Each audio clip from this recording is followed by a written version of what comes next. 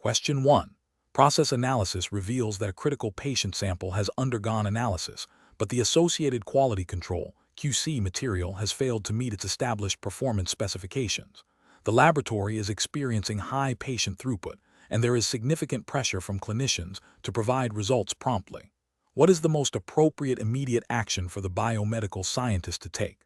Option A. Immediately halt the analysis of all patient samples associated with the failed QC and initiate an investigation into the QC failure according to laboratory protocol. Option B. Report the patient results but add a disclaimer indicating that the QC was outside acceptable limits. Option C. Proceed with reporting the patient results, documenting the QC failure for later review. Option D. Attempt to manually adjust the patient results to compensate for the observed QC deviation. Correct answer is C. Proceed with reporting the patient results, documenting the QC failure for later review. Explanation. Scenario analysis.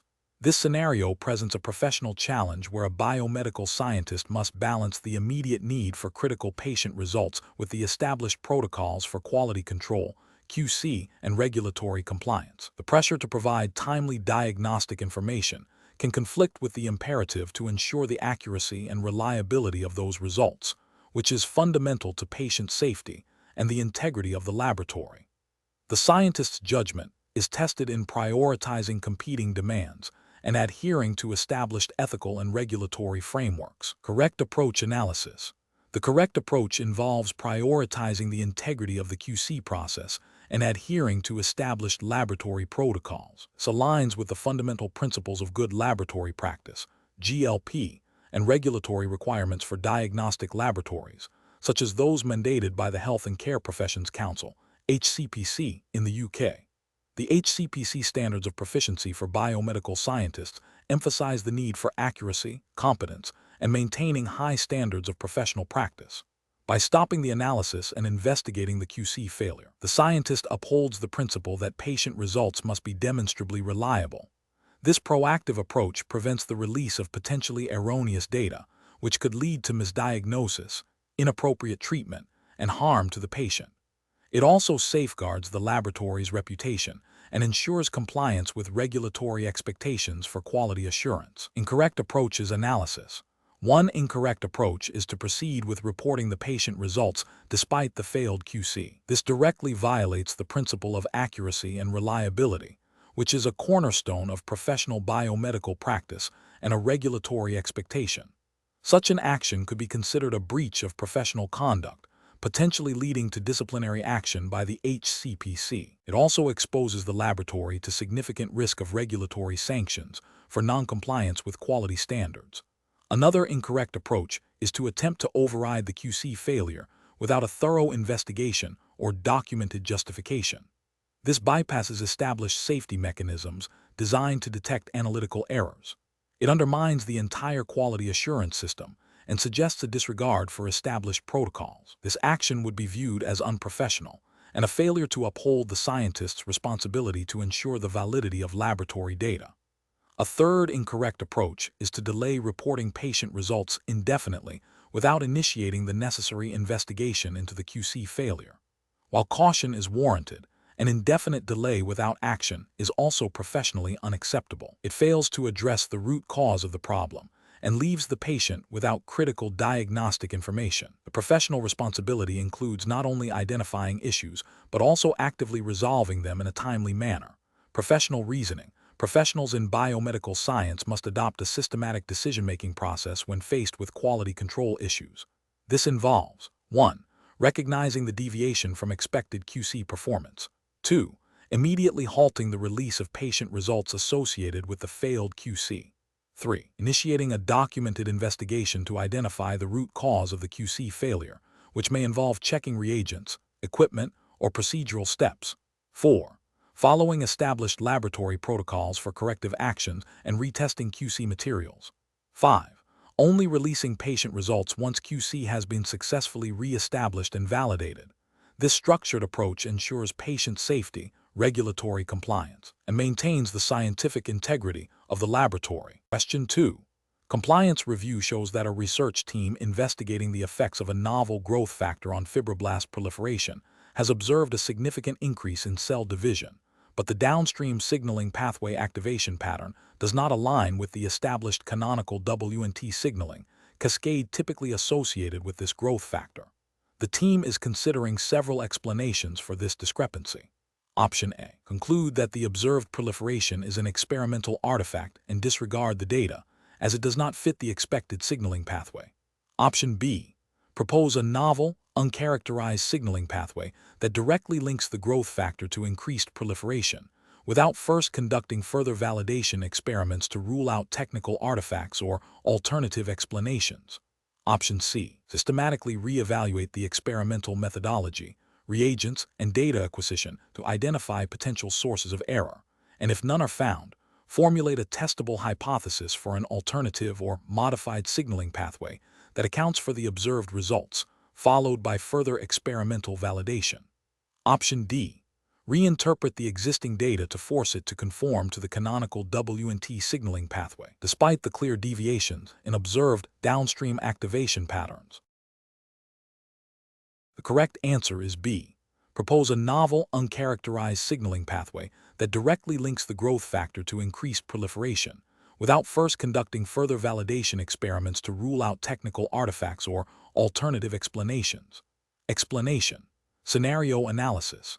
This scenario presents a professional challenge stemming from a potential discrepancy between observed cellular behavior and established signaling pathway knowledge. The challenge lies in accurately interpreting experimental results, particularly when they deviate from expected outcomes, and ensuring that any proposed explanations are scientifically sound and ethically defensible within the regulatory framework of biomedical science certifications. The pressure to provide a definitive explanation without sufficient evidence or to overlook potential errors in methodology or interpretation can lead to significant professional and ethical missteps. Correct approach analysis. The correct approach involves a systematic, evidence-based investigation that prioritizes scientific rigor and adherence to established protocols. This means meticulously re-examining the experimental design, reagents, and data acquisition to rule out technical errors or artifacts. If no experimental flaws are identified, the next step is to formulate a hypothesis that accounts for the observed deviation, drawing upon existing literature and understanding of cell signaling mechanisms. This hypothesis should then be tested through further, well-controlled experiments.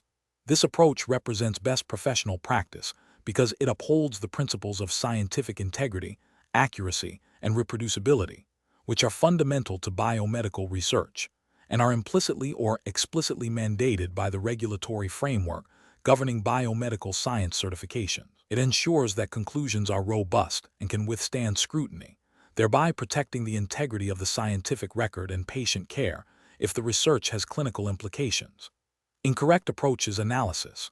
One incorrect approach involves immediately attributing the observed deviation to a novel, unproven signaling mechanism without first exhausting all possibilities of experimental error. This is a regulatory and ethical failure because it bypasses essential quality control steps, potentially leading to the dissemination of inaccurate findings, violates the principle of due diligence, and can be considered scientific misconduct if it leads to the publication or reporting of unsubstantiated claims.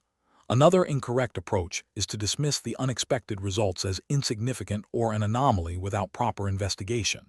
This is professionally unacceptable as it demonstrates a lack of scientific curiosity and a failure to critically evaluate data. Ethically, it can lead to missed opportunities for significant scientific discovery or the overlooking of critical biological insights that could have implications for disease understanding or treatment. It also fails to meet the professional obligation to thoroughly investigate and report findings, even those that are unexpected. A third incorrect approach is to force the data to fit a pre-existing, expected model of cell signaling, ignoring the discrepancies. This represents a significant ethical failure, bordering on data manipulation. It compromises scientific objectivity and integrity, leading to biased conclusions.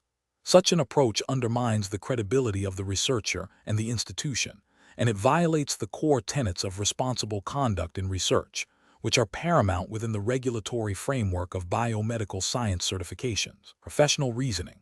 Professionals in biomedical science should adopt a decision-making process that begins with a critical evaluation of experimental methodology and data quality. When unexpected results arise, the first step is always to troubleshoot and validate the experimental process.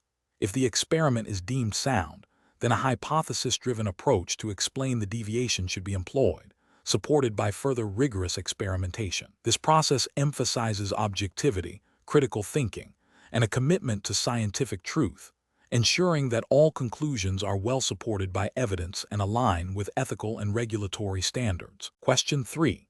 Governance review demonstrates that a biomedical scientist is tasked with analyzing a tissue sample to identify cellular abnormalities. The scientist observes cells with enlarged nuclei and irregular nuclear membranes.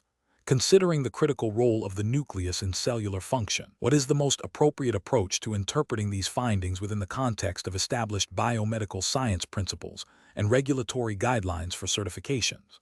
Option A.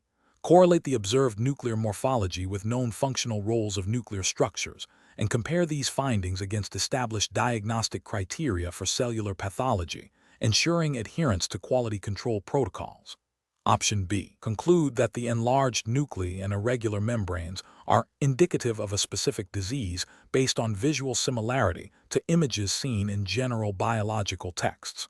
Option C. Focus primarily on the size of the nucleus, assuming that any enlargement automatically signifies a severe pathological condition without further investigation into membrane irregularities or functional context. Option D. Interpret the nuclear changes as a universal sign of cellular stress applicable across all cell types and tissues, without considering specific cellular functions or potential variations. The correct answer is A. Correlate the observed nuclear morphology with known functional roles of nuclear structures and compare these findings against established diagnostic criteria for cellular pathology, ensuring adherence to quality control protocols. Explanation: scenario analysis. This scenario presents a professional challenge due to the potential for misinterpretation of cellular abnormalities, which can lead to incorrect diagnoses and patient management. The complexity of cellular structure and function, coupled with the need for precise identification of deviations from normal, requires a high degree of expertise and adherence to established diagnostic protocols.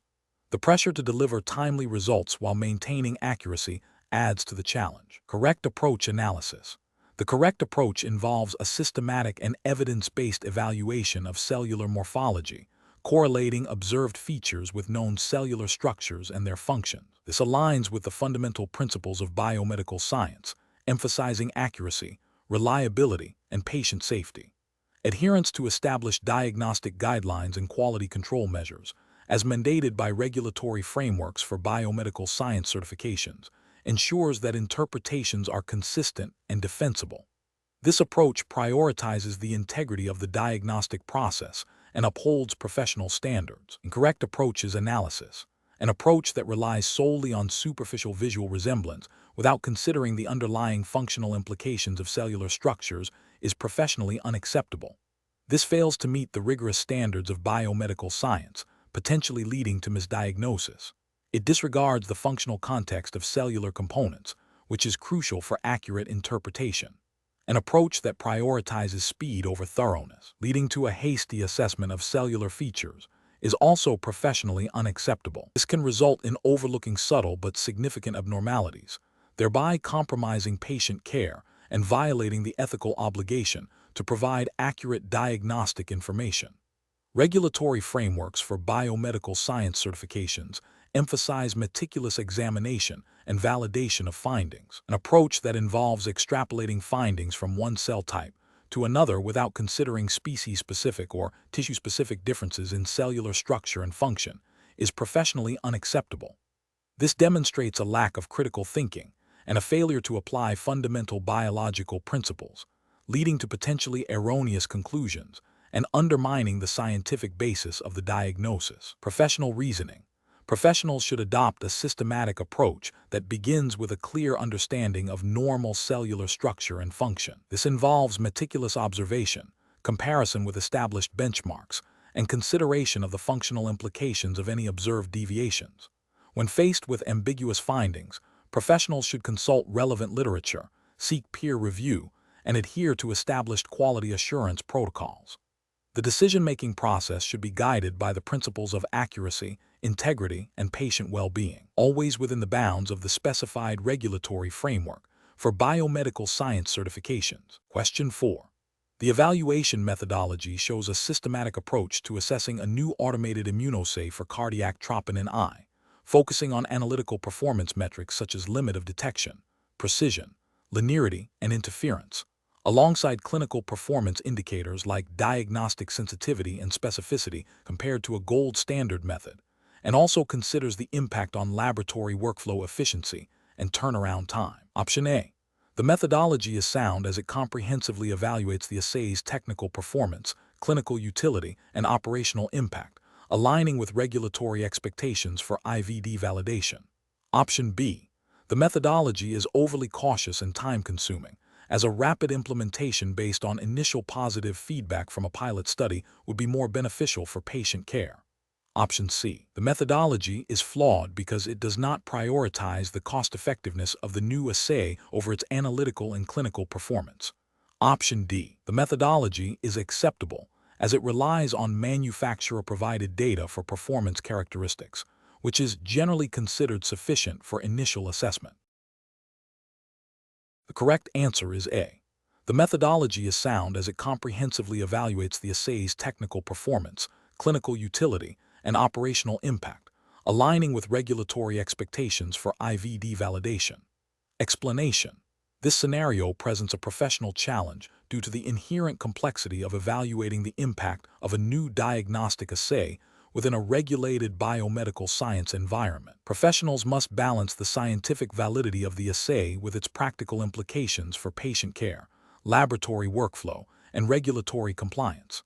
Careful judgment is required to ensure that the evaluation methodology is robust, unbiased, and adheres to established standards. The correct approach represents best professional practice because it systematically assesses the assay's performance characteristics against predefined analytical and clinical performance goals. This aligns with the principles of good laboratory practice, GLP, and the regulatory requirements for in vitro diagnostic (IV) devices, which mandate thorough validation before implementation. Specifically, it ensures that the assay is fit for its intended purpose, providing accurate and reliable results that can be used for clinical decision-making. This approach prioritizes patient safety and the integrity of diagnostic services, which are paramount ethical and regulatory considerations. An incorrect approach that focuses solely on cost reduction without adequate performance validation would represent a significant regulatory and ethical failure. This neglects the fundamental requirement that diagnostic tools must be scientifically sound and clinically relevant. Failing to establish analytical sensitivity, specificity, and agreement with existing methods could lead to misdiagnosis, delayed treatment, or unnecessary interventions, directly impacting patient well-being and violating ethical obligations to provide competent care. Another incorrect approach that relies on anecdotal evidence or limited user feedback, rather than rigorous scientific data, also constitutes a regulatory and ethical failure. This bypasses the established validation processes required by regulatory bodies, such as the Medicines and Healthcare Products Regulatory Agency, MHRA, in the UK, which oversee the safety and efficacy of medical devices. Such an approach undermines the scientific basis of biomedical practice and exposes patients to potential harm. A third incorrect approach that prioritizes speed of implementation over thoroughness of evaluation would similarly be a regulatory and ethical failure. While efficiency is desirable, it must not compromise the accuracy and reliability of diagnostic testing. The regulatory framework emphasizes a phased and comprehensive approach to validation to ensure that any new assay is safe and effective before it is integrated into routine patient care. The professional decision-making process for similar situations should involve a structured, evidence-based approach. This includes 1. Clearly defining the evaluation objectives and performance criteria. 2. Designing a comprehensive validation study that addresses analytical and clinical performance. 3. Collecting and analyzing data rigorously. 4. Comparing results against established benchmarks and regulatory requirements. And 5. Documenting the entire process thoroughly for audit and review. This systematic approach ensures that decisions are informed, defensible, and prioritize patient safety and regulatory compliance. Question 5. Governance review demonstrates that a biomedical scientist is tasked with interpreting genetic test results for a patient suspected of having a hereditary condition. The patient's family history is complex, with several individuals exhibiting varying degrees of symptoms. The scientist has identified a specific genetic variant known to be associated with the condition, but the inheritance pattern within the family is not immediately straightforward due to incomplete penetrance observed in some relatives. Which of the following approaches best reflects the required professional and regulatory standards for reporting these findings? Option A. Report the genetic variant and its association with the condition, but omit any mention of family implications or the complexities of incomplete penetrance to avoid causing undue concern to the patient and their relatives. Option B. Report only the presence of the genetic variant without further interpretation, as the complexity of the family history and incomplete penetrance makes a definitive conclusion impossible. Option C. Report the genetic variant as definitively causing the condition in the patient, and advise the clinician to inform all potentially related family members of their high risk, irrespective of their current health status. Option D. Report the identified genetic variant and its known association with the condition, clearly stating the implications for the patient and potential implications for at-risk family members, while also noting the complexities of incomplete penetrance and variable expressivity as observed in the family history. The correct answer is D. Report the identified genetic variant and its known association with the condition, clearly stating the implications for the patient and potential implications for at-risk family members, while also noting the complexities of incomplete penetrance and variable expressivity as observed in the family history. Explanation. Scenario analysis. This scenario presents a professional challenge due to the potential for misinterpreting genetic test results and their implications for family members. A biomedical scientist must navigate the complexities of Mendelian inheritance patterns, understand the limitations of diagnostic testing, and communicate findings accurately and ethically, particularly when dealing with asymptomatic carriers or individuals at risk of developing a genetic condition. The challenge lies in applying theoretical genetic principles to real-world patient care, ensuring that diagnostic reports are not only scientifically sound, but also comprehensible and actionable for clinicians and patients, while adhering to strict professional conduct and data privacy regulations. Correct approach analysis. The correct approach involves a comprehensive analysis of the patient's genetic test results in the context of their family history and the known inheritance pattern of the suspected condition. This includes identifying the specific mutation, S, identified, determining the mode of inheritance, e.g., autosomal dominant, autosomal recessive, X-linked, and assessing the penetrance and expressivity of the gene. Best professional practice dictates that the report should clearly state the findings, their clinical significance, and any implications for at-risk relatives, while also acknowledging any limitations of the test or interpretation. This aligns with regulatory requirements for accurate diagnostic reporting and ethical obligations to provide clear, unambiguous information that supports informed decision-making by healthcare providers and patients. Incorrect approaches analysis. One incorrect approach would be to solely report the presence or absence of a specific mutation without considering its clinical relevance or the inheritance pattern. This fails to provide a complete diagnostic picture and could lead to misinterpretation by clinicians, potentially resulting in inappropriate patient management or unnecessary anxiety. This constitutes a regulatory failure in providing a comprehensive diagnostic report and an ethical failure in adequately informing the requesting clinician. Another incorrect approach would be to overstate the certainty of a diagnosis or prognosis based on a single genetic finding, especially for conditions with variable expressivity or incomplete penetrance. This misrepresents the scientific understanding of the condition and can lead to false reassurance or undue alarm. This is a regulatory failure in accurate reporting of scientific findings and an ethical failure in providing misleading information. A further incorrect approach would be to disclose genetic information to unauthorized individuals or to fail to maintain patient confidentiality. This is a direct violation of data protection regulations and a severe ethical breach, undermining patient trust and potentially causing significant harm. Professional reasoning. Professionals should approach such scenarios by first thoroughly reviewing the patient's clinical information and the specific genetic test ordered. They must then apply their knowledge of Mendelian genetics to interpret the raw data, considering the specific gene, mutation, and known inheritance patterns. The interpretation should be contextualized with information on penetrance, expressivity, and any relevant population data. The final report must be clear, concise, and clinically relevant, detailing the findings, their implications, and any limitations.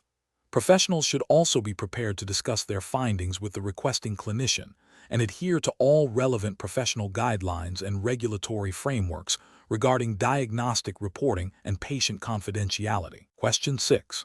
The performance metrics show a statistically significant difference in the expression levels of a specific gene between a disease cohort and a healthy control group in preliminary RNA sequencing data. What is the most appropriate next step for a biomedical scientist aiming to develop this gene as a biomarker for a diagnostic assay, considering the regulatory framework for in vitro diagnostics? Option A. Focus on identifying other genes with statistically significant expression changes in the same dataset to create a multi-gene panel, without further validating the initial gene's individual performance. Option B. Design and perform independent validation experiments using orthogonal methods, e.g., quantitative PCR, to confirm the gene expression changes and assess the assay's analytical performance characteristics, sensitivity, specificity, precision, accuracy in a larger, diverse patient population. Option C. Publish the preliminary findings to gain early recognition and solicit feedback from the scientific community on the potential diagnostic utility of the gene. Option D.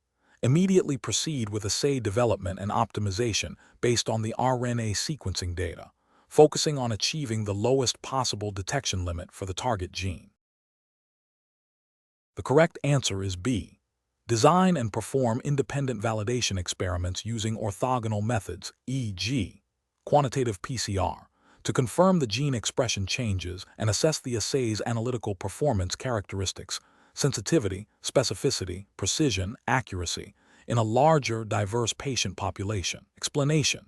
This scenario presents a professional challenge because it requires a biomedical scientist to interpret complex gene expression data in the context of a potential diagnostic assay.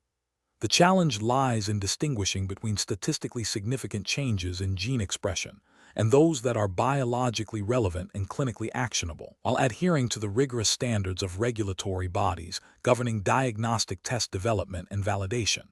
Careful judgment is required to ensure that any conclusions drawn from the data are robust, reproducible, and meet the performance criteria necessary for regulatory approval and safe clinical use. Correct approach represents best professional practice because it involves a systematic and comprehensive evaluation of the gene expression data, focusing on biological validation and assay performance metrics that are directly relevant to diagnostic utility.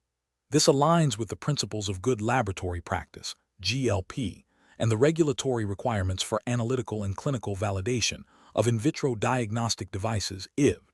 Specifically, it emphasizes confirming the biological significance of observed changes through independent methods and assessing the assay's ability to reliably detect and quantify these changes across relevant patient populations and sample types.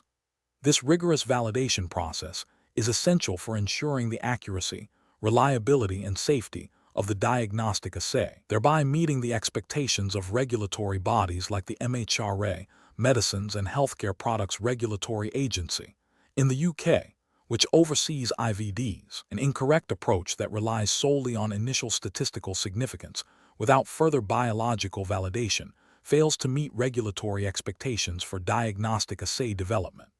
The regulatory framework for IVDs mandates that observed changes must be demonstrably linked to a disease state or condition, and that the assay must be validated to perform reliably in a clinical setting. Simply observing a statistically significant difference in gene expression does not automatically translate to clinical utility or diagnostic accuracy. This approach risks developing an assay that is not fit for purpose, potentially leading to misdiagnosis and patient harm, and would likely be rejected by regulatory authorities due to insufficient validation. Another incorrect approach that focuses on optimizing assay sensitivity without considering specificity or the clinical relevance of the detected gene expression changes is also professionally unacceptable. Regulatory bodies require that diagnostic assays demonstrate both high sensitivity and specificity to ensure accurate identification of disease and avoidance of false positives.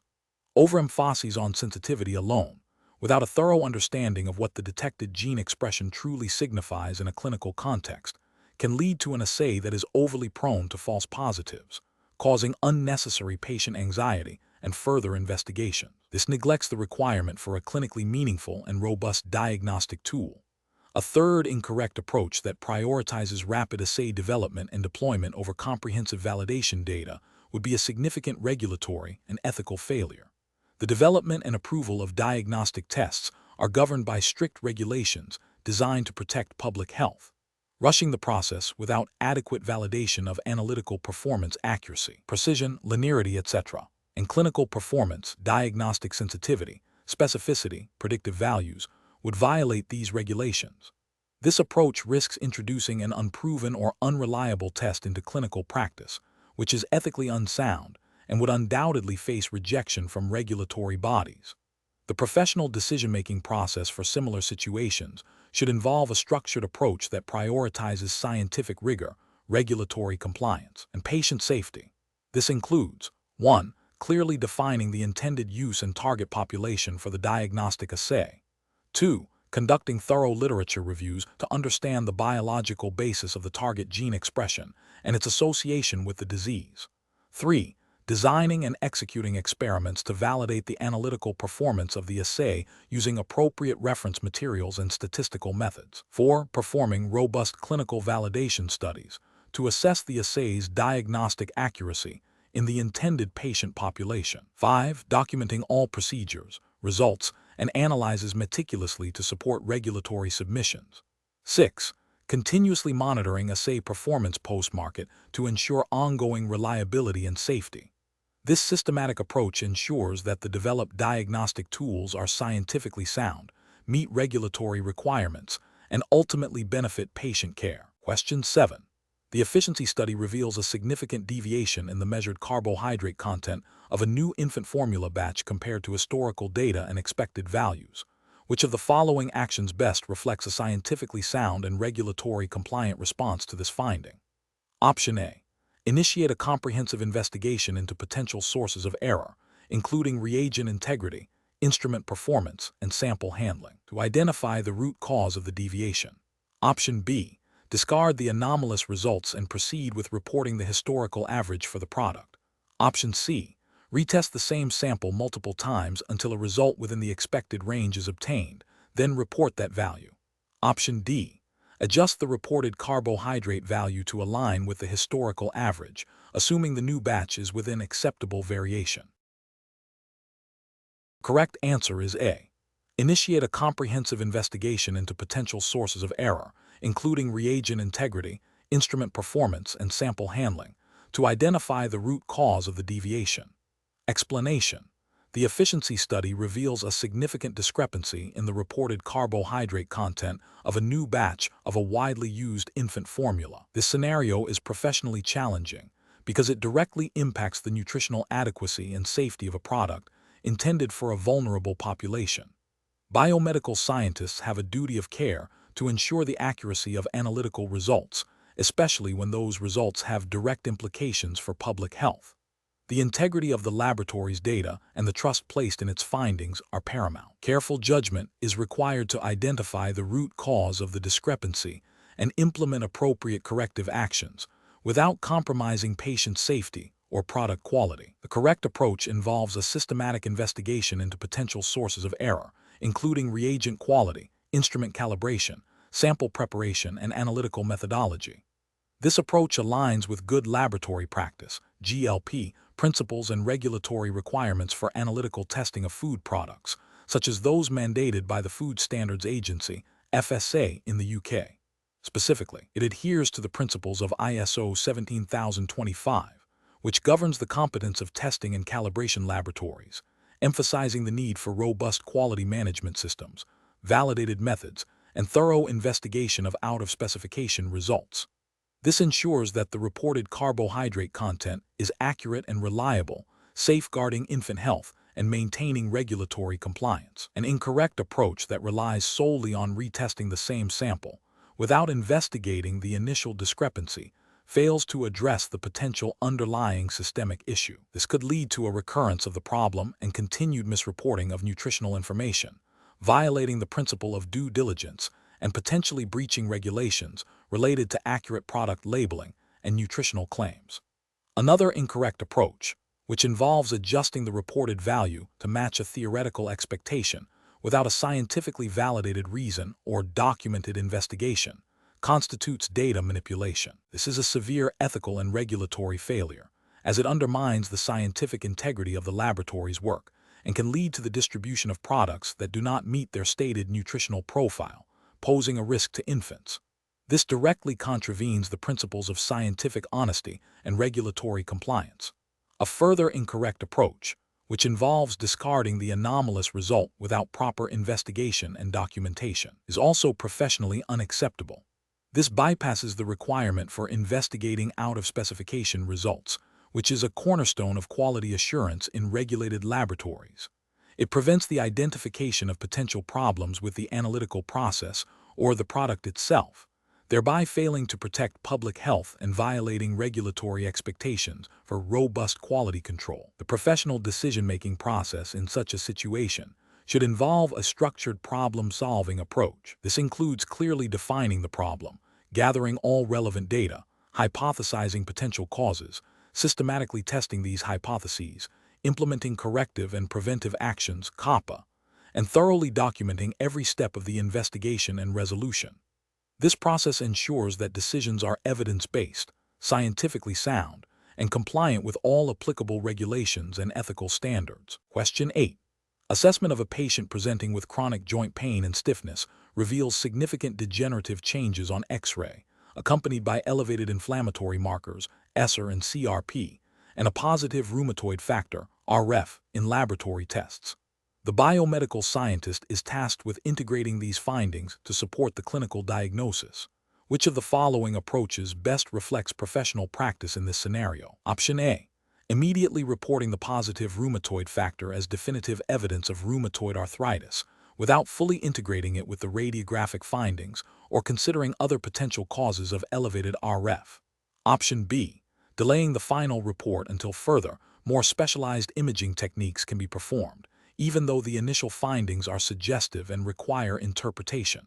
Option C. Correlating the radiographic findings with the inflammatory markers and rheumatoid factor to formulate a comprehensive interpretation that considers potential diagnoses such as rheumatoid arthritis or osteoarthritis with inflammatory exacerbation, and communicating this integrated assessment to the clinician. Option D.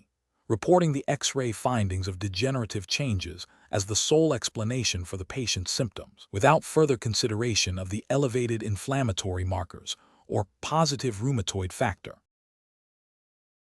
The correct answer is C.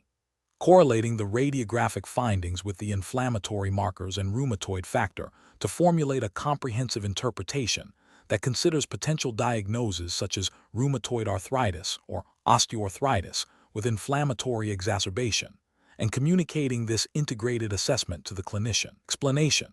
This scenario presents a professional challenge due to the need to balance patient care with the accurate and timely reporting of diagnostic findings within the musculoskeletal system.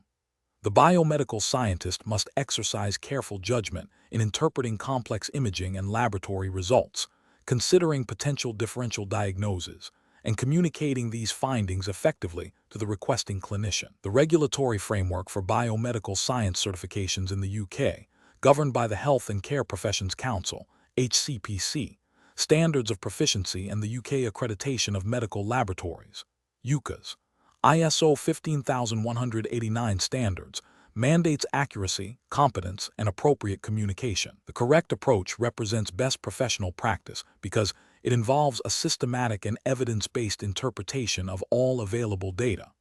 This includes correlating imaging findings with laboratory markers and patient history, consulting with senior colleagues or specialists when necessary, and providing a comprehensive report that aids the clinician in diagnosis and management. This aligns with HCPC standards requiring practitioners to maintain high standards of professional conduct and competence, and with UKA's ISO 15189 requirements for quality management and accurate reporting of laboratory results. Ethical considerations also dictate that the patient's well-being is paramount, necessitating a thorough and accurate assessment. An incorrect approach of immediately reporting a preliminary finding without full correlation would be a significant regulatory and ethical failure. This could lead to misdiagnosis, inappropriate treatment, and potential patient harm, violating the HCPC duty of care. Similarly, delaying reporting due to uncertainty without seeking appropriate consultation or clarification would also be a failure, potentially impacting patient management and contravening the expectation of timely diagnostic services. Focusing solely on one aspect of the investigation, such as imaging, on neglecting crucial laboratory markers, demonstrates a lack of comprehensive analysis and could lead to an incomplete or misleading diagnosis, again falling short of professional and regulatory expectations for thoroughness. The professional decision-making process for similar situations should involve a structured approach. First, thoroughly review all provided patient information, including clinical history and the specific request. Second, meticulously analyze all diagnostic data, imaging, laboratory results, etc., looking for patterns and anomalies. Third, consider potential differential diagnoses based on the integrated findings.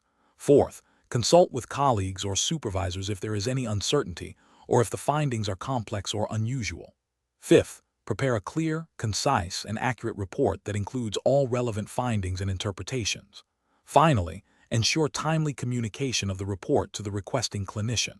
This systematic process ensures adherence to regulatory standards, ethical obligations, and best practices in patient care. Question 9.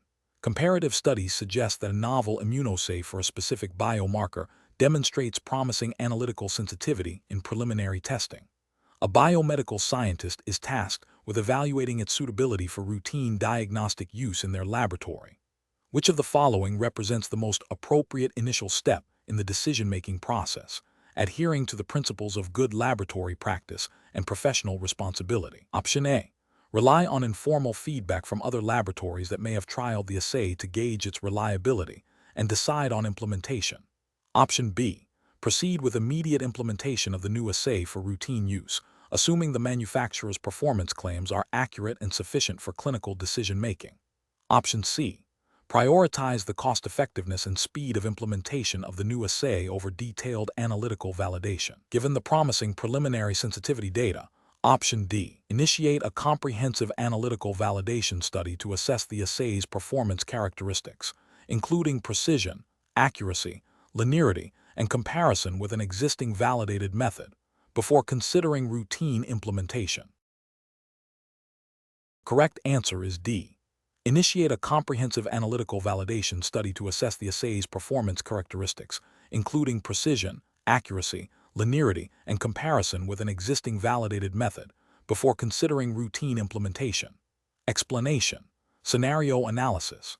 This scenario presents a professional challenge due to the inherent variability in biological samples and the potential for misinterpretation of results, which can have significant clinical consequences for patient care. The biomedical scientist must exercise meticulous judgment to ensure accuracy and reliability. Correct approach analysis.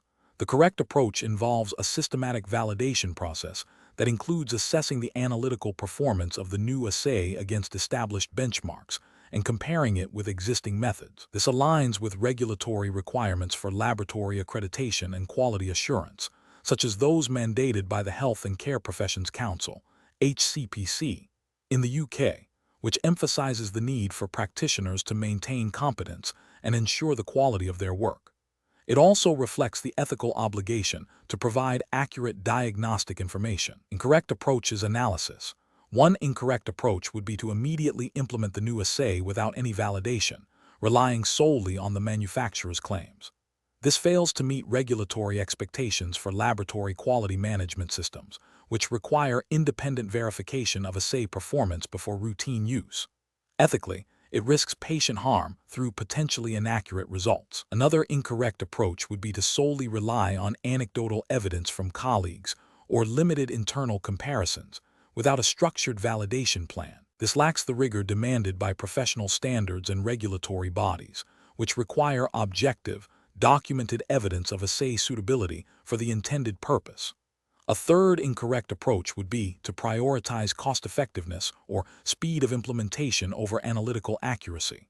While efficiency is important, it must not compromise the integrity of diagnostic testing, a core principle upheld by professional bodies and regulatory frameworks governing biomedical science practice. Professional reasoning. Professionals should employ a decision-making framework that prioritizes patient safety and diagnostic accuracy. This involves a structured approach to evaluating new methodologies, including 1. Understanding the intended use and limitations of the assay. 2. Designing and executing a comprehensive validation study that assesses key performance characteristics, e.g., sensitivity, specificity, precision, accuracy. 3. Comparing results with established methods or reference materials. 4. Documenting all findings and making an informed decision based on objective data, in line with regulatory guidelines and professional ethical codes. Question 10. System analysis indicates that a biomedical scientist has identified a novel single nucleotide variant in the *CFTR* gene in a patient presenting with symptoms suggestive of cystic fibrosis. The variant is not listed in major public databases like ClinVar or the Human Gene Mutation Database, HGMD. Initial in silico prediction tools suggest it may be deleterious. The clinician requests a definitive interpretation of this variant's role in the patient's condition. Which of the following approaches represents the most appropriate and professionally responsible course of action for the biomedical scientist? Option A. Report the variant as definitively pathogenic for cystic fibrosis, citing the in silico predictions and the patient's symptoms, and recommend immediate treatment adjustments.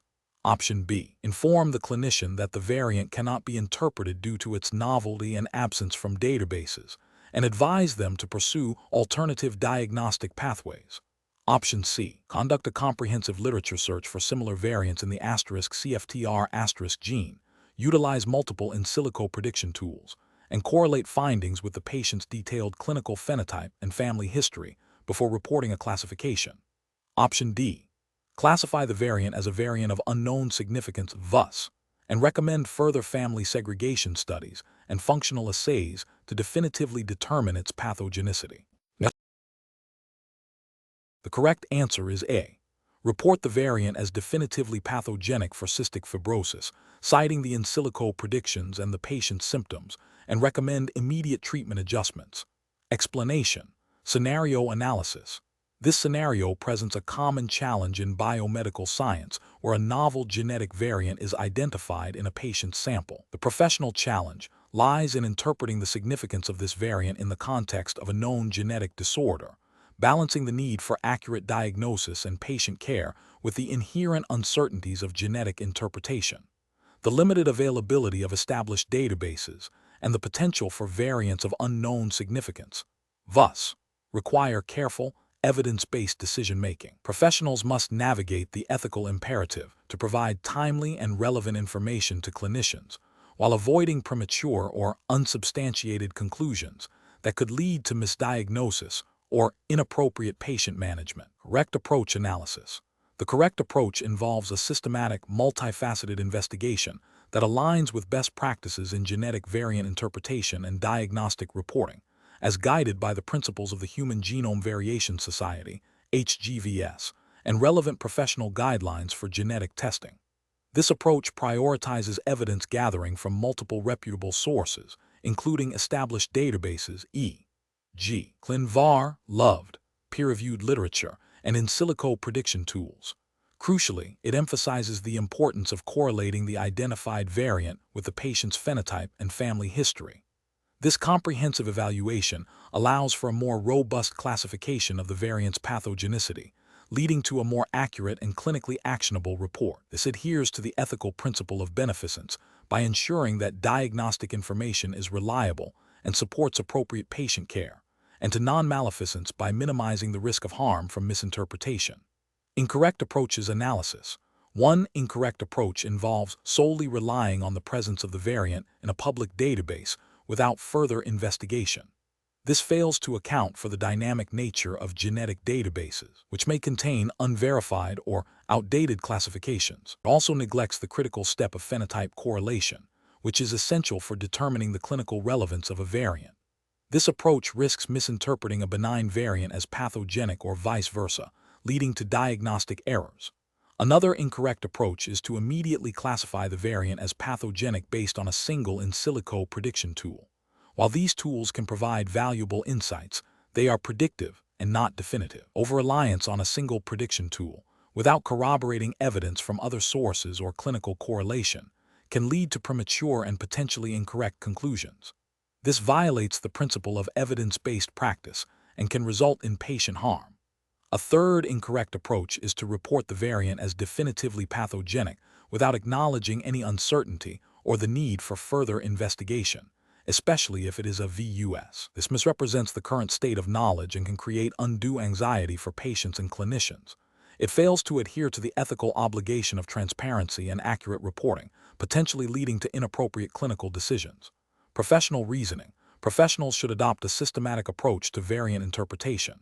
This involves 1. Initial identification and nomenclature using standardized guidelines e.g. HGVS. 2. Thorough literature and database searches for existing evidence. 3. Evaluation of in silico prediction tools. 4. Careful correlation with the patient's clinical phenotype and family history. And 5. Classification of the variant according to established guidelines e.g. ACNG/AMP guidelines. When uncertainty exists, it must be clearly communicated to the clinician, along with recommendations for further testing or monitoring. This iterative process ensures that diagnostic reports are accurate, clinically relevant, and ethically sound. Question 11.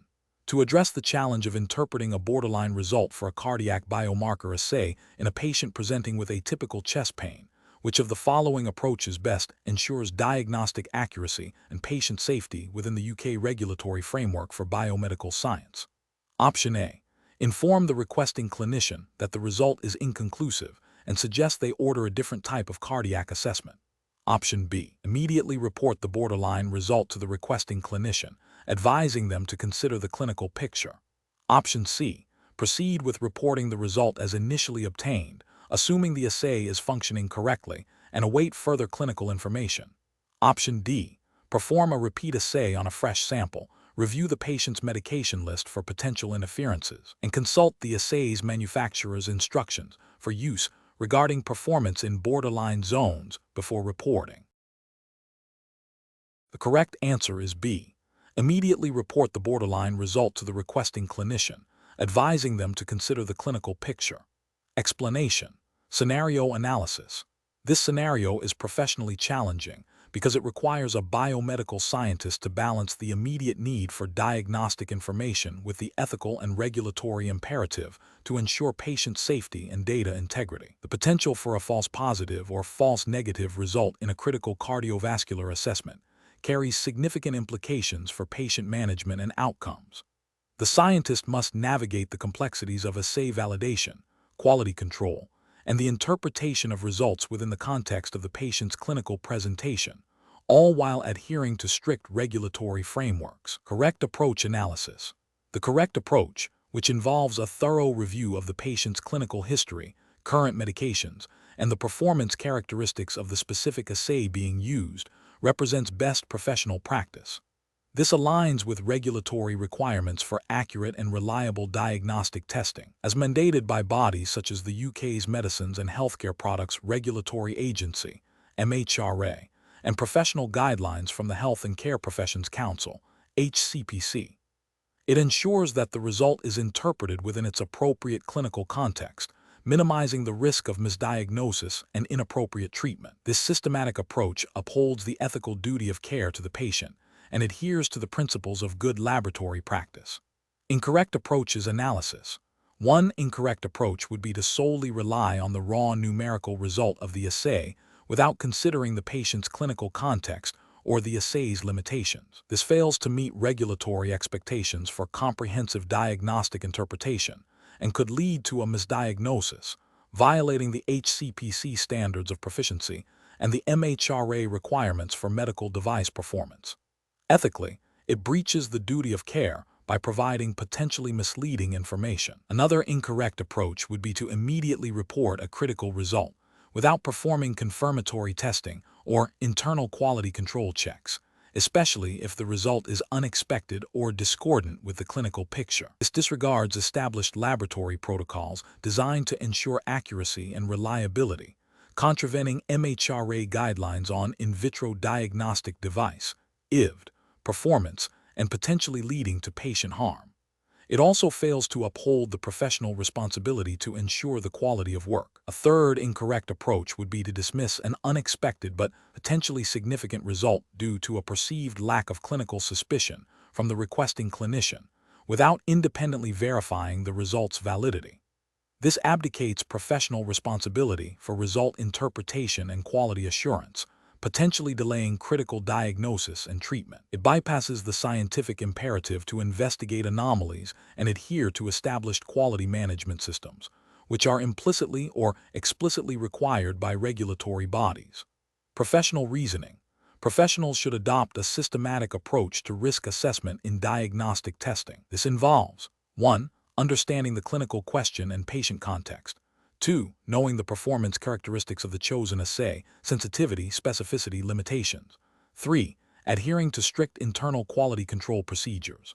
4. Critically evaluating results, especially those that are unexpected or discordant with clinical presentation. 5. Consulting with clinical colleagues when necessary to ensure appropriate interpretation and action. 6. Documenting all steps and decisions thoroughly. This process ensures that diagnostic services are safe, effective, and meet regulatory and ethical standards. Question 12. Market research demonstrates that flow cytometry analysis of DNA content is a common method for assessing cell cycle progression in various clinical settings. A biomedical scientist is presented with flow cytometry data from a patient's tissue sample, showing a slightly increased percentage of cells in the S phase compared to the laboratory's established reference range, alongside some observed abnormalities in cell morphology. The scientist is tasked with interpreting these findings. Which of the following approaches represents the most appropriate and professionally responsible course of action? Option A. Focus solely on the S-phase percentage and disregard the morphological abnormalities as potentially artifactual, reporting the S-phase as the primary finding. Option B. Report the S-phase percentage as elevated and recommend further investigation for potential malignancy, acknowledging the morphological abnormalities without making a definitive diagnosis. Option C. Immediately report the findings as indicative of a specific type of cancer based on the elevated S-phase and observed morphological changes. Option D. Report only the percentage of cells in the S-phase, noting it is slightly above the reference range, and leave further interpretation to the referring clinician. Correct answer is B. Report the S-phase percentage as elevated and recommend further investigation for potential malignancy, acknowledging the morphological abnormalities without making a definitive diagnosis. Explanation. Scenario analysis. This scenario presents a professional challenge due to the potential for misinterpretation of cell cycle data, which can have significant implications for patient diagnosis and treatment planning. The complexity of cell cycle regulation, involving intricate checkpoints and signaling pathways, means that subtle abnormalities can be indicative of serious underlying conditions such as cancer or developmental disorders. A biomedical scientist must exercise careful judgment to accurately interpret these findings within the context of the patient's clinical presentation and known biological mechanisms. The pressure to provide timely results must be balanced with the imperative for diagnostic accuracy. Correct approach analysis. The correct approach involves a comprehensive analysis of the cell cycle profile, considering not only the proportion of cells in each phase, G1, S, G2/M, but also the morphology of the cells and the presence of any aberrant DNA content. This approach aligns with best professional practice as outlined by the Health and Care Professions Council, HCPC, standards of proficiency for biomedical scientists. Specifically, it adheres to the standard requiring scientists to practice within the scope of their knowledge and skills, and to maintain the quality of their work. By integrating multiple data points and considering potential biological explanations for deviations from the norm, the scientist ensures a robust and clinically relevant interpretation. This thoroughness is crucial for providing accurate diagnostic information that directly impacts patient care. Incorrect approach is analysis. Focusing solely on the percentage of cells in the S phase without considering other parameters is a significant regulatory and ethical failure. This approach violates the HCPC standard to maintain the quality of their work by being incomplete and potentially misleading. It risks overlooking critical information, such as abnormal cell morphology or aneuploidy, which might be present even if the S-phase percentage appears within a broad reference range. Such an incomplete analysis could lead to a missed or incorrect diagnosis, directly contravening the scientist's duty of care to the patient. Another incorrect approach is to report the findings without any interpretation or correlation to clinical context. This fails to meet the expectation of a biomedical scientist acting as a diagnostician, not merely a data generator. The HCPC expects scientists to communicate effectively and to provide accurate and reliable information. Simply presenting raw percentages without context or expert interpretation is a failure in communication and quality of work, potentially leaving the clinician without the necessary insights to make informed decisions. Finally, attributing any observed deviation in cell cycle phases to a specific disease without further investigation or corroborating evidence is also a professional failing. This oversimplification ignores the multifaceted nature of cell cycle dysregulation and could lead to premature or incorrect diagnoses. It breaches the standard to practice within the scope of their knowledge and skills by making unsubstantiated claims. A responsible scientist would flag such deviations for further investigation or consultation, rather than making definitive diagnostic pronouncements based on limited data. Professional reasoning.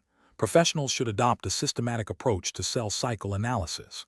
This begins with ensuring the quality and integrity of the sample and the assay. Following data acquisition, a thorough examination of all relevant parameters is essential, including cell cycle phase distribution, cell morphology, and DNA content. This data should then be interpreted in light of established biological principles and the specific clinical question being addressed.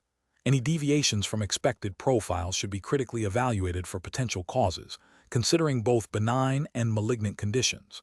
If uncertainty remains, or if the findings are particularly complex or critical, consultation with senior colleagues or clinicians is paramount. This iterative process of data analysis, interpretation, and consultation ensures that the highest standards of patient care are maintained, in line with regulatory requirements and ethical obligations. Question 13. The control framework reveals a need to implement a new diagnostic protocol for assessing bone density and structural integrity in patients presenting with suspected metabolic bone disease. Which approach best aligns with regulatory requirements and professional best practice for ensuring accurate assessment of bone structure and function? Option A. Adopt a recently published, promising technique that shows potential in preliminary laboratory studies, but has not yet been widely validated in clinical settings or formally approved for diagnostic use. Option B. Implement a diagnostic approach based on the personal experience and recommendations of a few senior clinicians, prioritizing ease of use and cost-effectiveness over comprehensive validation data.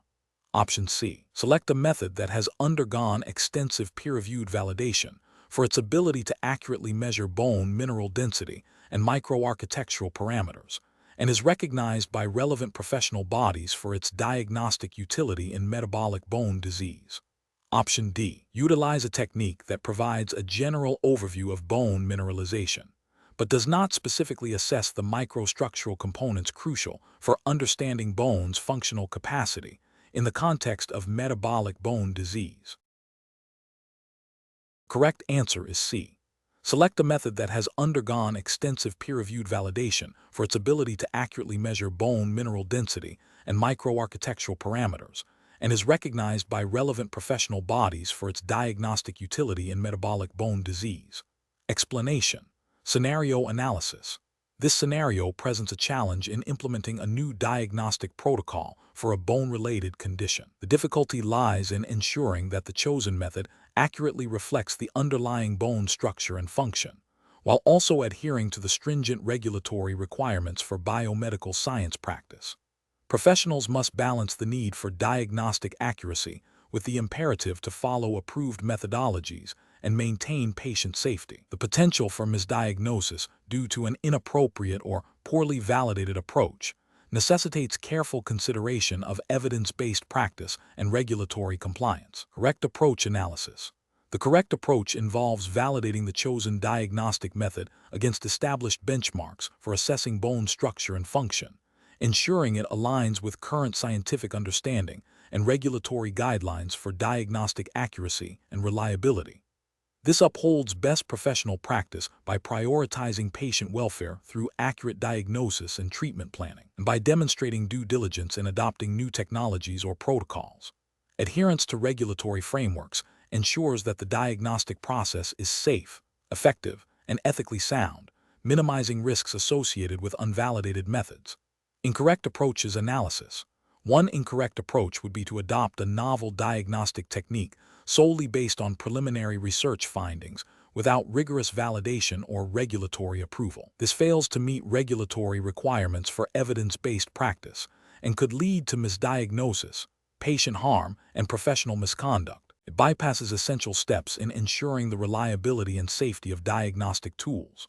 Another incorrect approach would be to rely on anecdotal evidence or the opinions of a few practitioners regarding the efficacy of a diagnostic method, without consulting peer-reviewed literature or established guidelines. This disregards the scientific basis of biomedical practice and regulatory expectations for evidence-based decision-making, potentially leading to suboptimal patient care. A further incorrect approach would be to implement a diagnostic method that, while potentially informative about bone structure, does not directly assess the functional capacity of the bone in a clinically relevant manner, as dictated by the specific condition being investigated. This would be a failure to meet the core objective of the diagnostic process, leading to irrelevant or misleading results and potentially delaying appropriate treatment. Professional reasoning.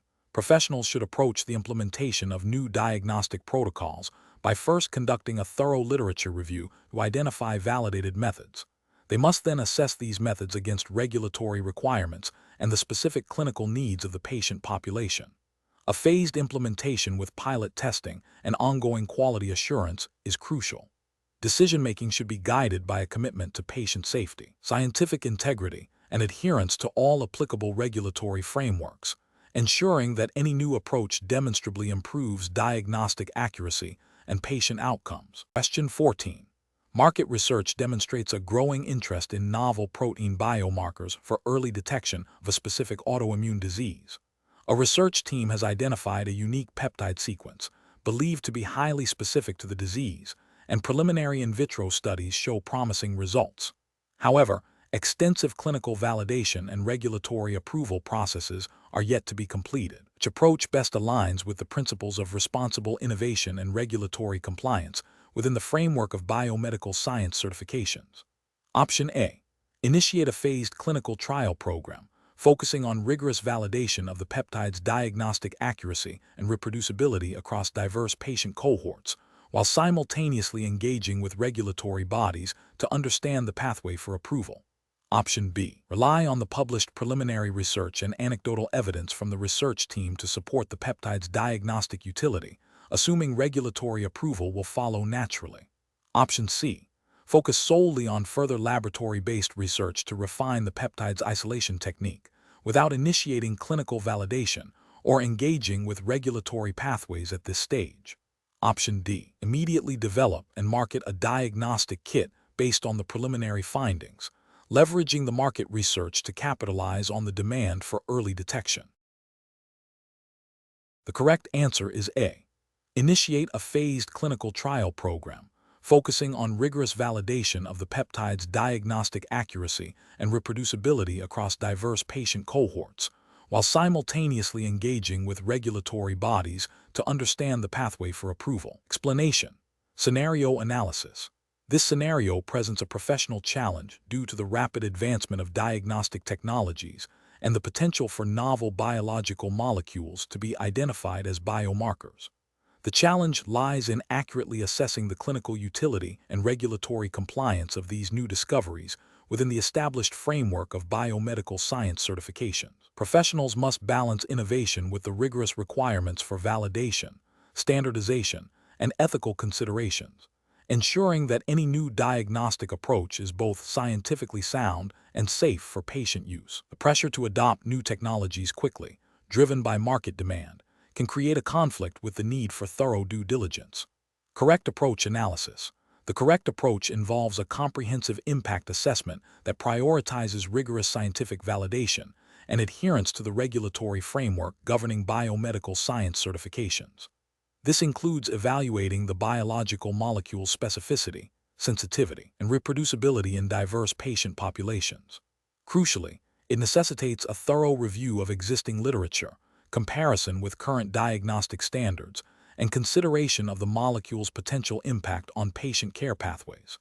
This approach aligns with the ethical imperative to ensure that diagnostic tools are reliable and contribute positively to patient outcomes, as mandated by the principles of good clinical practice and the specific guidelines of the biomedical science certifications. It also ensures that any new diagnostic method meets the stringent requirements for analytical and clinical validation before widespread adoption, thereby safeguarding public health and maintaining professional integrity.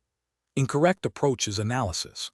One incorrect approach would be to prioritize market demand and potential commercial viability over scientific validation. This fails to meet regulatory requirements for evidence-based practice and could lead to the adoption of unreliable diagnostic tools, posing a risk to patient safety and undermining the credibility of the certification. Another incorrect approach is to rely solely on preliminary research findings without independent verification or consideration of real-world clinical application. This overlooks the critical need for robust validation studies that demonstrate consistent performance across different laboratory settings and patient demographics, a cornerstone of regulatory approval and ethical practice in biomedical science. Furthermore, an approach that neglects to consider the ethical implications of using a novel biomarker, such as potential for misdiagnosis or the impact on patient anxiety, is also professionally unacceptable. Ethical considerations are integral to the regulatory framework and professional conduct, ensuring that patient well-being remains paramount. Professional reasoning. Professionals should adopt a systematic decision-making process that begins with understanding the specific regulatory requirements and ethical guidelines applicable to biomedical science certifications. This involves critically evaluating new scientific information, assessing its potential clinical impact, and conducting thorough validation studies. A risk-benefit analysis should be performed, considering both the potential advantages of a new diagnostic approach and any associated risks. Collaboration with regulatory bodies and adherence to established protocols for technology adoption are essential. This structured approach ensures that decisions are evidence-based, ethically sound, and compliant with all relevant regulations, ultimately promoting the highest standards of patient care and professional practice. Question 15. Consider a scenario where a routine blood test reveals a significantly elevated level of lactate in a patient presenting with nonspecific symptoms. What is the most appropriate initial course of action for the biomedical scientist to ensure accurate and reliable diagnostic information? Option A. Immediately report the elevated lactate level to the clinician, recommending further investigation into potential causes of lactic acidosis. Option B. Review the patient's clinical history and recent medications, and reassay the lactate level on a fresh sample to rule out pre-analytical errors and confirm the initial finding. Option C. Compare the elevated lactate level to historical data from other patients with similar symptoms to identify a pattern. Option D. Conclude that the patient has lactic acidosis and suggest immediate therapeutic intervention based on the single elevated result. The correct answer is A. Immediately report the elevated lactate level to the clinician, recommending further investigation into potential causes of lactic acidosis. Explanation. This scenario presents a professional challenge due to the potential for misinterpreting cellular metabolic data, which can lead to incorrect diagnoses or treatment plans. The biomedical scientist must exercise careful judgment to ensure the accuracy and reliability of their findings, adhering strictly to established protocols and regulatory guidelines. The correct approach represents best professional practice because it prioritizes a systematic and evidence-based method for investigating metabolic abnormalities. This involves a thorough review of patient history, clinical presentation, and previous laboratory results to contextualize the observed metabolic changes. Furthermore, it necessitates the validation of initial findings through repeat testing and potentially employing alternative analytical methods, thereby minimizing the risk of false positives or negatives. This aligns with the fundamental principles of good laboratory practice and the regulatory framework governing diagnostic testing, which mandates accuracy, precision, and the appropriate use of validated methodologies. Ethical considerations also demand that the scientist act in the best interest of the patient by providing reliable information for clinical decision-making. An incorrect approach that relies solely on a single abnormal test result without further investigation is professionally unacceptable. This failure constitutes a breach of regulatory requirements for quality assurance and diagnostic accuracy. It also represents an ethical lapse, as it could lead to inappropriate clinical interventions based on potentially erroneous data. Another incorrect approach, such as immediately reporting a significant metabolic deviation without considering potential pre-analytical errors, e.g., sample handling storage, also violates regulatory mandates for specimen integrity and pre-analytical quality control. This can result in misleading clinical information and patient harm. A third incorrect approach, which involves speculating on the underlying cause of the metabolic abnormality without sufficient supporting evidence or consultation with clinical colleagues, demonstrates a lack of scientific rigor and professional accountability, potentially leading to misdiagnosis and inappropriate patient management. Professionals should employ a decision-making framework that begins with a comprehensive understanding of the patient's clinical context. This is followed by a critical evaluation of laboratory data, considering both the analytical performance of the test and the biological plausibility of the result. When an anomaly is detected, a tiered approach to investigation should be implemented, starting with quality control checks and repeat testing, and progressing to more complex diagnostic strategies if necessary. Collaboration with clinicians and other laboratory personnel is crucial for interpreting complex findings and ensuring that diagnostic reports are clinically relevant and actionable. Adherence to established laboratory standard operating procedures and regulatory guidelines is paramount throughout this process. Question 16. The investigation demonstrates unusual cytoplasmic inclusions within a patient's peripheral blood smear, exhibiting a granular basophilic appearance. The biomedical scientist is tasked with identifying the nature of these inclusions to aid in diagnosis. Which of the following approaches best reflects the required professional and regulatory standards for this situation? Option A. Rely solely on the memory of a similar case encountered years ago, without consulting current literature or seeking confirmation. Option B. Disregard the inclusions as potential artifacts or staining inconsistencies, as they do not conform to the most common cellular morphologies. Option C. Immediately report the findings as indicative of a specific rare disease based on the initial visual impression, without further verification. Option D. Consult established hematology textbooks and reputable online scientific databases to compare the observed morphology with known cellular inclusions, considering differential diagnoses based on the patient's clinical presentation. The correct answer is D. Consult established hematology textbooks and reputable online scientific databases to compare the observed morphology with known cellular inclusions, considering differential diagnoses based on the patient's clinical presentation. Explanation. Scenario analysis. This scenario presents a professional challenge due to the potential for misinterpreting cellular morphology, which can lead to incorrect diagnoses and patient management. The technician must exercise meticulous attention to detail and adhere strictly to established protocols to ensure accurate identification of cellular structures and their functional states. The pressure to deliver timely results must be balanced with the imperative for diagnostic accuracy, highlighting the need for robust quality control and critical evaluation of findings. Correct approach analysis. The correct approach involves a systematic and evidence-based evaluation of the observed cellular features, cross-referencing them with known characteristics of specific cell types and their pathological alterations. This aligns with the fundamental principles of good laboratory practice, GLP, and the professional standards expected of biomedical scientists. By consulting peer-reviewed literature and established diagnostic criteria, the scientist ensures that their interpretation is grounded in scientific consensus and regulatory guidelines for diagnostic accuracy, thereby upholding patient safety and the integrity of the diagnostic process. This methodical approach minimizes the risk of subjective bias and ensures reproducibility of results, which are critical for regulatory compliance and clinical decision-making. Incorrect approaches analysis. One incorrect approach would be to rely solely on a single, unfamiliar morphological feature without corroborating evidence or consulting established diagnostic resources.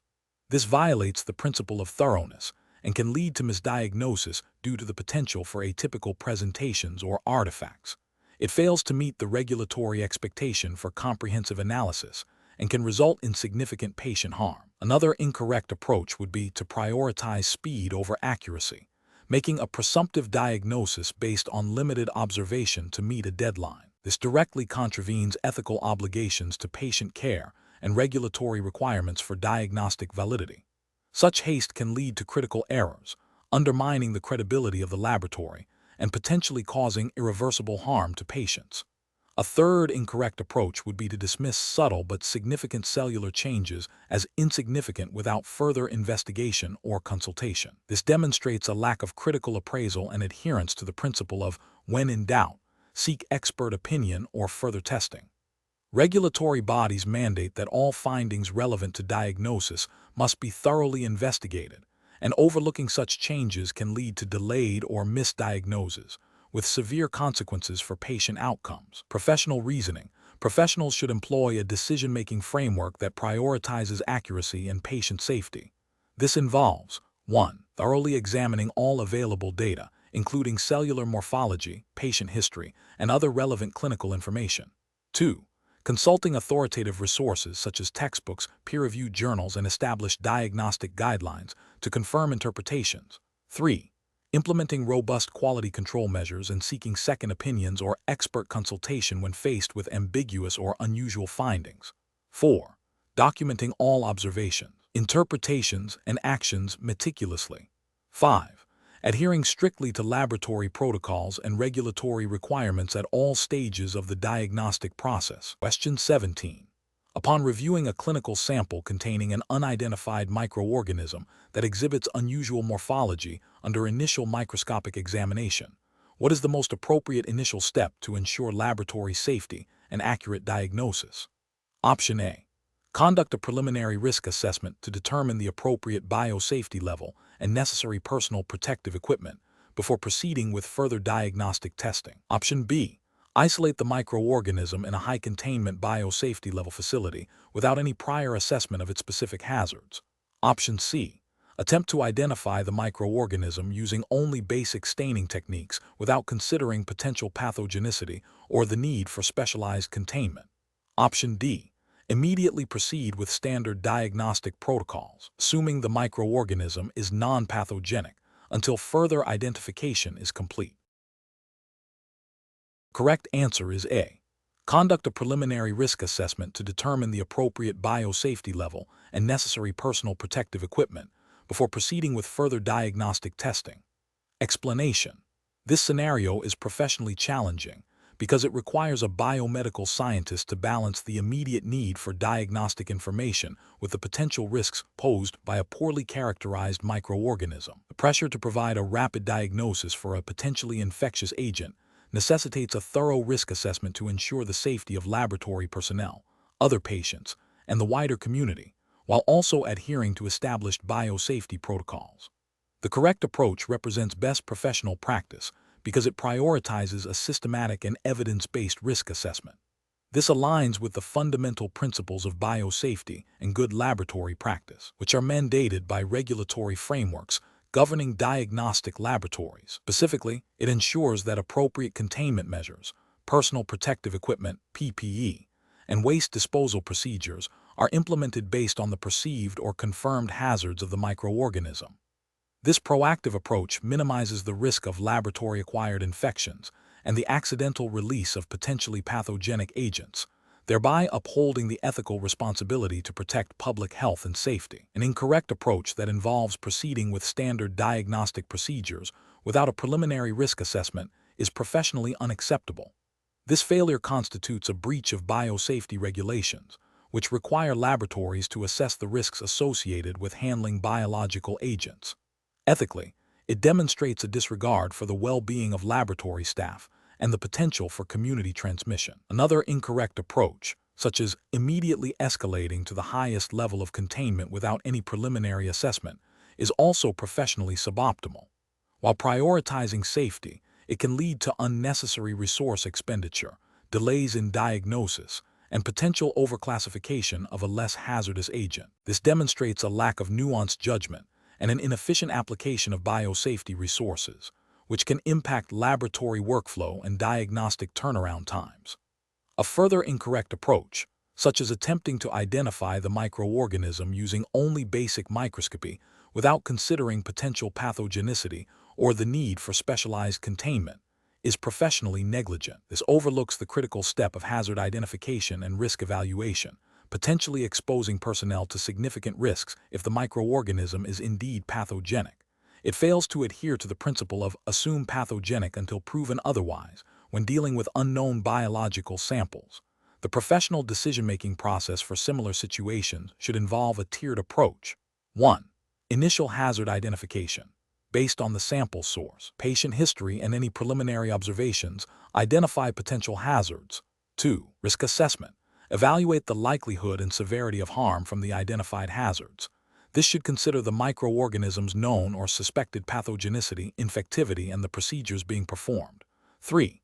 Control measures. Implement appropriate containment levels, e.g., biosafety levels, BSL, PPE, engineering controls, and safe work practices based on the risk assessment. 4. Procedural adaptation. Modify diagnostic protocols as necessary to align with the determined risk level. 5. Documentation and communication. Record the risk assessment and control measures and communicate any relevant information to laboratory personnel. 6. Reevaluation. Continuously reevaluate the risk as more information becomes available or as procedures change. Question 18. Benchmark analysis indicates that a biomedical scientist is reviewing complex physiological data from a patient presenting with ambiguous symptoms. The scientist must determine the most appropriate method for interpreting this data to ensure accurate and clinically relevant reporting. Option A. Focusing on a single, highly abnormal physiological parameter as the primary indicator for diagnosis, disregarding other collected data. Option B. Correlating the physiological data with the patient's clinical history, presenting symptoms and known physiological responses to disease states. Option C. Identifying and reporting only the physiological values that fall outside the established reference ranges, irrespective of the patient's clinical presentation. Option D. Expediting the reporting of all physiological data as soon as it is generated, without a comprehensive review or correlation with clinical information. Correct answer is B. Correlating the physiological data with the patient's clinical history, presenting symptoms and known physiological responses to disease states. Explanation. Scenario analysis. This scenario presents a professional challenge due to the potential for misinterpreting complex physiological data, which could lead to incorrect diagnostic conclusions or treatment plans. The pressure to provide timely results while ensuring accuracy necessitates a rigorous and systematic approach to data interpretation, grounded in established best practices and regulatory compliance. Correct approach analysis. The correct approach involves a comprehensive review of the patient's clinical history, correlating the physiological data with the presenting symptoms and known disease processes. This aligns with best professional practice in biomedical science, emphasizing a holistic understanding of the patient's condition rather than isolated data points. Regulatory frameworks, such as those governing diagnostic laboratories, mandate that results are interpreted within a clinical context to ensure patient safety and diagnostic accuracy. This approach minimizes the risk of erroneous reporting and upholds the ethical obligation to provide competent and reliable services. Incorrect approach is analysis. An approach that solely focuses on identifying abnormal values without considering the patient's clinical presentation is professionally unacceptable. This fails to meet the standard of care expected in biomedical science and could lead to misdiagnosis or inappropriate interventions. Ethically, it breaches the duty of care to the patient by providing incomplete or misleading information. Regulatory failure lies in not adhering to guidelines that require contextual interpretation of laboratory findings. Another incorrect approach is to rely on a single physiological parameter to make a definitive diagnosis, ignoring other relevant data. This oversimplification is scientifically unsound and can lead to significant diagnostic errors. It violates the principle of evidence-based practice and the ethical responsibility to conduct thorough investigations. Regulatory noncompliance stems from failing to perform a complete and accurate assessment as required by quality assurance standards. Finally, an approach that prioritizes speed over accuracy, leading to the premature reporting of results without thorough verification and correlation, is also professionally unacceptable. This directly compromises patient safety and undermines the integrity of the diagnostic process. It represents a significant ethical lapse and a clear violation of regulatory requirements for quality control and result validation. Professional reasoning. Professionals should adopt a systematic decision-making process that begins with understanding the clinical context. This involves reviewing patient history, current symptoms, and previous investigations. Next, they should critically evaluate the generated physiological data, comparing it against established reference ranges and considering potential sources of error. The data must then be integrated with the clinical information to form a coherent interpretation. Finally, before reporting, a thorough review and verification process should be undertaken, ensuring that the interpretation is clinically relevant, accurate, and ethically sound, in full compliance with all applicable regulations. Question 19. Examination of the data shows a patient exhibiting elevated levels of lactate dehydrogenase, LDH, and creatine kinase, CK, in conjunction with muscle biopsy findings indicating a predominance of type IB muscle fibers with reduced mitochondrial content and a higher proportion of anaerobic glycolysis. Which of the following interpretations best aligns with the known physiology of these muscle fiber types and their implications for the observed biochemical markers? Option A. The elevated enzyme levels are most likely attributable to a neurological disorder affecting neuromuscular transmission, rather than a primary issue with muscle fiber metabolism. Option B. The findings are indicative of a primary defect in mitochondrial respiration across all muscle fiber types, leading to compensatory reliance on anaerobic pathways and subsequent enzyme release. Option C. The data suggests a generalized muscle pathology affecting all fiber types equally, with the observed enzyme elevations being a nonspecific indicator of muscle damage. Option D. The observed biochemical markers and fiber type distribution are consistent with a condition primarily affecting fast-twitch glycolytic fibers, which rely heavily on anaerobic metabolism and are prone to rapid breakdown, leading to elevated serum enzymes. The correct answer is D. The observed biochemical markers and fiber type distribution are consistent with a condition primarily affecting fast-twitch glycolytic fibers, which rely heavily on anaerobic metabolism and are prone to rapid breakdown, leading to elevated serum enzymes. Explanation.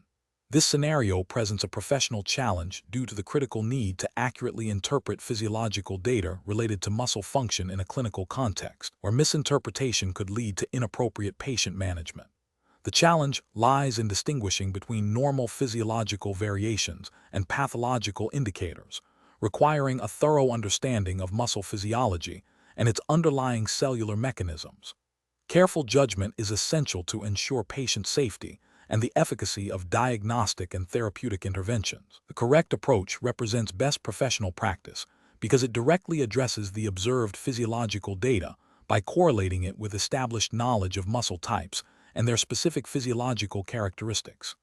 This aligns with the regulatory framework for biomedical science certifications, which mandates that practitioners apply scientific principles and evidence-based practice to interpret laboratory results.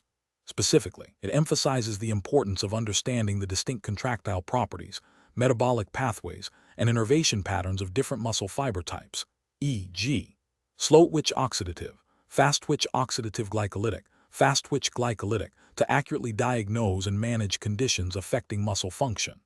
Adherence to these principles ensures that diagnostic conclusions are scientifically sound and clinically relevant, thereby upholding professional standards and patient care. An incorrect approach that focuses solely on a general description of muscle contraction, without considering the specific physiological nuances of different muscle fiber types, would be professionally unacceptable. This failure would stem from a lack of depth in analysis, potentially leading to misdiagnosis or overlooking critical indicators of underlying pathology. Such an approach would violate the regulatory expectation of applying specialized knowledge to interpret complex physiological data. Another incorrect approach that prioritizes a broad overview of muscle diseases without a direct link to the presented physiological data would also be professionally deficient. This would represent a failure to engage with the specific evidence at hand, instead resorting to a generalized, less precise diagnostic pathway. This deviates from the requirement to base interpretations on empirical data and established physiological principles. A further incorrect approach that attempts to infer a diagnosis based on patient symptoms alone, without adequately integrating the physiological data, would be a significant regulatory and ethical failure. This bypasses the core competency of a biomedical scientist, which is to provide objective, data-driven insights. It risks misattributing symptoms to the wrong cause, potentially delaying appropriate treatment, or leading to unnecessary interventions. The professional reasoning process for similar situations should involve a systematic evaluation of the presented physiological data. This includes identifying key parameters, comparing them against established reference ranges and known physiological characteristics of different muscle types, and considering potential pathological influences. The practitioner must then synthesize this information with any available clinical context to formulate a scientifically robust interpretation. This data-driven, evidence-based approach, grounded in a deep understanding of muscle physiology, is paramount for ensuring accurate diagnostics and optimal patient outcomes, in full compliance with the standards expected by the Biomedical Science Certification's regulatory framework. Question 20. Performance analysis shows a biomedical scientist has identified a potential novel signaling pathway in cancer cells based on initial gene expression data and a single set of Western blot experiments. The scientist is eager to present these findings at an upcoming conference. Which of the following represents the most scientifically sound and ethically responsible course of action? Option A. Conduct further experiments using orthogonal methods to confirm the protein-protein interactions and downstream effects of the proposed pathway, and consult with senior colleagues for their expert opinion before presenting. Option B. Focus subsequent experiments exclusively on confirming the initial gene expression changes and ignore any Western blot results that do not align with this focus. Option C. Immediately prepare a presentation of the preliminary findings for the conference, highlighting the most compelling initial results to generate excitement. Option D. Conclude that the initial findings are likely due to experimental error and discard the data without further investigation. The correct answer is A. Conduct further experiments using orthogonal methods to confirm the protein-protein interactions and downstream effects of the proposed pathway, and consult with senior colleagues for their expert opinion before presenting. Explanation. Scenario analysis. This scenario presents a professional challenge in a biomedical science setting where a researcher is investigating a novel cell signaling pathway. The challenge lies in interpreting preliminary, potentially ambiguous experimental data and deciding on the most appropriate next steps for validation. This requires a deep understanding of cell signaling principles, experimental design, and the ethical imperative to ensure scientific rigor and avoid premature conclusions that could mislead further research or clinical applications. The pressure to publish or present findings can create a temptation to overstate preliminary results, making objective evaluation critical. Correct approach analysis. The correct approach involves a systematic, multi-pronged strategy to validate the initial findings. This includes repeating the experiment with modifications to control for potential confounding variables, employing alternative experimental techniques that target different aspects of the proposed signaling pathway, and seeking independent verification through collaboration or consultation with experts. This aligns with best professional practice in scientific research, emphasizing reproducibility, robustness, and peer review. Specifically, within the regulatory framework for biomedical research certifications, this approach upholds the principles of scientific integrity, data accuracy, and responsible conduct of research, ensuring that conclusions are evidence-based and reliable. The emphasis on independent verification and diverse methodologies minimizes the risk of false positives and strengthens the validity of the findings before they are disseminated. Incorrect approaches analysis. One incorrect approach involves immediately publishing the preliminary findings without further validation. This represents a significant regulatory and ethical failure. It violates the principle of scientific integrity by disseminating unverified data, potentially leading to wasted resources and misdirected research efforts by others. Ethically, it breaches the trust placed in biomedical scientists to produce accurate and reliable information. Another incorrect approach is to focus solely on experiments that appear to support the initial hypothesis while neglecting or downplaying contradictory results. This demonstrates bias and a failure to adhere to the scientific method, which demands objective evaluation of all data. This approach is ethically unsound as it compromises the pursuit of truth and can lead to the perpetuation of scientific errors. A third incorrect approach is to dismiss the preliminary findings as an anomaly without attempting to understand the underlying reasons or explore alternative explanations. While anomalies can occur, a responsible scientist should investigate them to ensure experimental integrity or to uncover novel biological insights. Failing to do so can be seen as a dereliction of scientific duty and a missed opportunity for discovery. Professional reasoning. Professionals in biomedical science should adopt a decision-making process that prioritizes scientific rigor and ethical conduct. This involves 1. Objective evaluation. Critically assess all experimental data, both supportive and contradictory, without preconceived notions. 2. Hypothesis testing. Design experiments to rigorously test the initial hypothesis and explore alternative explanations. 3. Reproducibility. Ensure that findings can be consistently reproduced under varying conditions. 4. Independent verification. Seek external validation through peer review, collaboration, or the use of diverse methodologies. 5. Transparency. Clearly report all methods, results, and limitations, even if they do not fully support the initial hypothesis. 6. Continuous learning. Stay abreast of advancements in the field and be open to revising conclusions based on new evidence.